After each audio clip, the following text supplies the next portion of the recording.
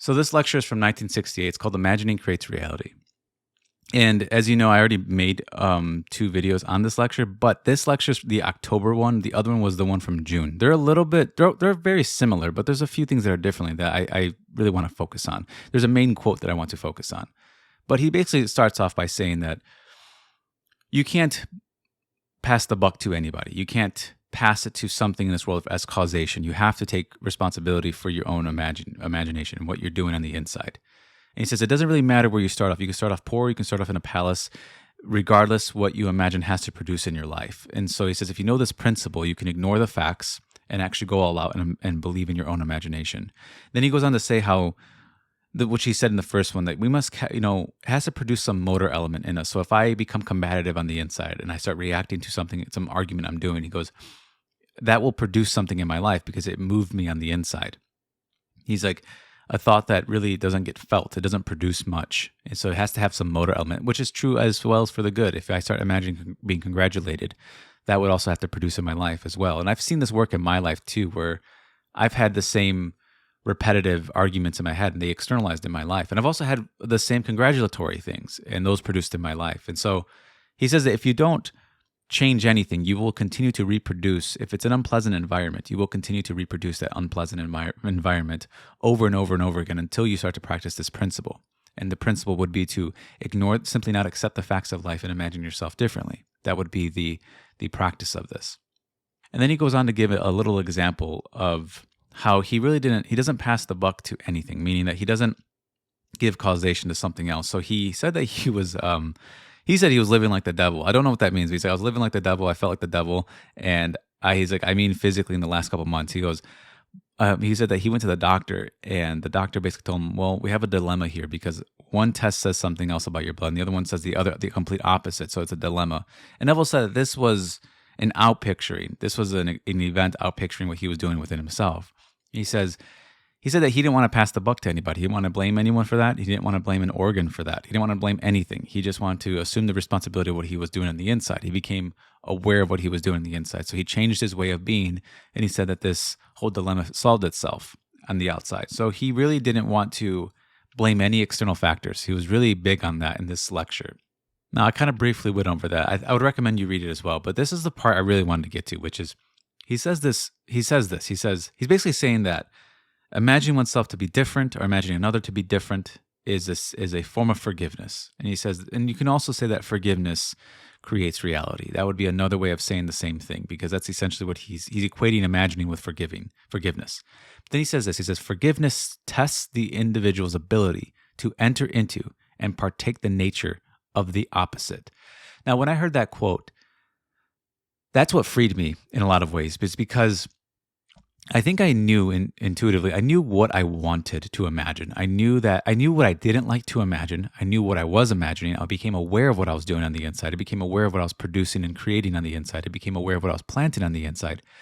But I didn't have maybe the courage. Maybe the courage is the right word. Maybe I wasn't brave enough to partake in the nature of the opposite, even though I necessarily wanted to. I knew what I wanted to think. I knew what I wanted to feel about myself. I knew what I wanted to imagine.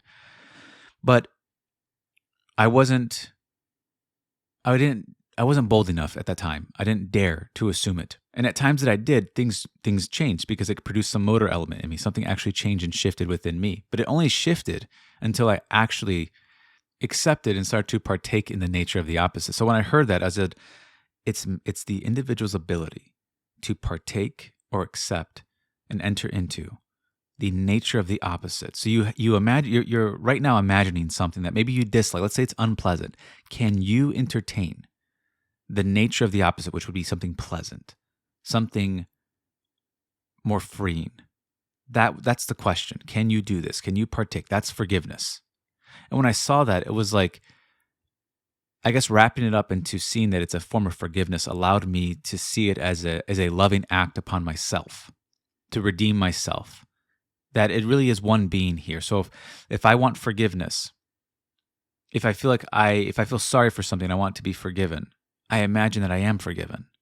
I partake in the nature of this opposite. Or if I hold myself in some sense of shame, can I feel myself to be proud of something? Can I partake in the nature? It's not really asking me to Force myself. It's more asking, can you just do this? Can you try it? It's always that when it comes to Neville. It's like, can you just test this and try it? Can you, you're imagining the fearful thing right now, but can you, although it's scary and you know it's scary, can you forgive that and test your ability to entertain the nature of the opposite of what you're imagining? Can you imagine some sense of safety, some sense of security, some sense of wealth, some sense of health? Can you entertain that nature? Because when I saw it as entertaining natures as well, which is the same thing as entertaining states, but these states have certain natures. They're not all lovely states. In the last lecture, he said that they're stupid states, and there's a lot of stupid things in the world. But can you entertain the nature of something opposite? What would I used to wonder? Well, what does it feel? What does an intelligent state feel like? What does intelligence feel like? What does feeling brilliant feel like? I just would try to test that. And the best I could, I would try to reach for these things within myself, even though even if they felt far away. I would ask myself, what does it feel like to me? And at times I would get a faint heartbeat towards those ideas. It would be very faint, but at a certain moment, I would catch a little glimmer of it, and I would feel it, and I would know, oh, that's what it feels like. I know that's what it feels like. And the next thing you know, I start to partake more and more into that nature of that opposite. And I saw that I'm interacting with natures here. So if I'm interacting with or you could say energies, I'm interacting with an unforgiving nature here, or I'm interacting with something that is holding me in some type of bondage, some type of the nature that is keeping me imprisoned on the inside. Can I entertain the nature of being free from this thing? It doesn't matter what the thing is. It's asking, can I entertain the nature of the opposite of this thing? That's the question. And then he gives an example of how you have to completely rub out who you were before and accept the nature of your opposite. So it's really, now it's going to come down to yourself. Can you accept a different nature of yourself? You've been unlovely, you've been unkind. Can you accept yourself being kind and lovely? Don't abandon yourself. Don't leave yourself in the same position, but redeem yourself, save yourself. It's the same being. You're just simply rearranging it. So he says how you see yourself as one state, and then you leave that state, and that former state is going to vanish and leave. I had dreams before where I've had people from my past in my dreams try to hold me back in the dream. I could feel them trying to hold me back and keeping me there, and I wanted to leave. And so at times these former states can feel like they're convincing you and pressuring you to stay into that former position that you were just in, that you've actually wanted to leave. But until you let it vanish and actually go, you don't actually move into a new state. The former has to leave, and the new has to become your new way of being, your new nature. That is essentially what's happening here. It's almost like until the point you completely forget you even were that old thing. That's almost, even though you might have been that thing for many, many years, you almost move as if you never were that thing to begin with. That's how it almost feels. It's a complete redemption. It's complete forgiveness. That's why I love the word forgiveness in this case. Forgiveness tests the individual's ability to enter into and partake the nature of the opposite. The nature of the opposite. This is just such a freeing, I don't even want to say a quote, but just a truth that I heard from Neville. This really was the moment where it just hit me one day. It dawned on me that I'm always trying to figure out why I'm thinking what I'm thinking. I'm always trying to figure out why I'm doing what I'm doing, or why do I keep going back to a certain position, or why do I not let myself just leave? All these questions, but I never really entertain the nature of the opposite. Can I just entertain the nature of its opposite? Do I have to figure this all out, or could I just imagine myself differently? Can I imagine myself the way I want to be? I'm in an undesirable position. Can I imagine the desirable as if it was the case right now? Can I do that? Can I just entertain it? Now, this quote, in another quote, he said forgiveness is the ability to entertain the nature of its opposite. Now, he doesn't say entertain in this one, in this lecture, but he said entertain in another quote that's very similar to this one. But the word entertain got to me as well, because it's like you're just playing with it. You're toying with it. You're entertaining yourself with this idea of being different. Can you just play with it? Don't pressure yourself so much. Just play with the idea of being a bit different. Be a different character on the inside. Be something you want to be. It's a part of you. Remember, I am is in states, and these states are different facets of the same I am. So you can think of it as your imagination is in states right now. So if you imagine yourself differently, that's a state. You might doubt the state. You might see yourself differently in the state, but it's still a state, meaning that the state is never superior to, it's always subordinate to the I am, to the thing that brings it life, that expresses that state. Can't really have a state expressing itself from nothing. It expresses through man, which is the expressor of states. But the man chooses what states his imagination is going to be in.